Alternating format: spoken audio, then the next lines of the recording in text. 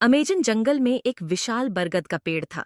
इस पेड़ के नीचे हर रोज जानवर पानी पीने और आराम करने के लिए इकट्ठा होते थे। बरगद का पेड़ बहुत ही पुराना और विशाल था और जंगल के सभी जानवर उसकी छाया में खुशी खुशी रहते थे। एक दिन जंगल में एक नया शेर आया। उसने सोचा कि वह सबसे ताकतवर है और जंगल का राजा बनने के लायक है। उसने सारे जानवरों को डराना और उन पर हुकूमत करना शुरू कर दिया। सारे जानवर शेर से बहुत डरते थे और उसकी हर बात मानते थे, लेकिन बरगद का पेड़ इस सब को देखता था और चुपचाप सब समझता था। उसने सोचा कि इस समस्या का समाधान करना चाहिए।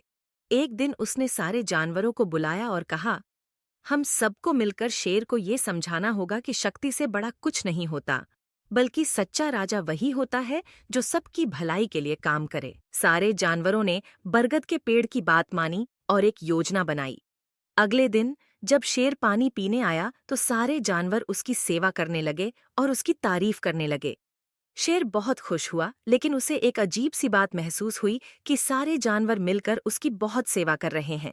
उसे लगा कि कुछ गड़बड़ है। शेर ने बरगद के पेड़ से पूछा, तुम सब मेरी इतनी सेवा क्यों कर रहे हो? बरगद ने मुस्कुराते हुए जवाब दिया, क्योंकि तुम हमारे राजा हो। लेकिन एक सच्चा राजा वही होता है जो अपने प्रजाजनों की रक्षा करे और उनकी भलाई के लिए काम करे। शेर को अपनी गलती का एहसास हुआ। उसने समझा कि सिर्फ ताकत दिखाने से कोई राजा नहीं बनता। उसने सभी जानवरों से माफी मांगी और वादा किया कि वह अब से सबकी भलाई के लिए काम करेगा। इस तरह अमेजन जंगल में फिर से शांति और खुशी लौट आई। बरगद का पेड़ खुश था कि उसने सबको सही रास्ता दिखाया और सारे जानवर खुशी खुशी रहने लगे, क्योंकि अब उनका राजा सच्चे अर्थों में उनका राजा था।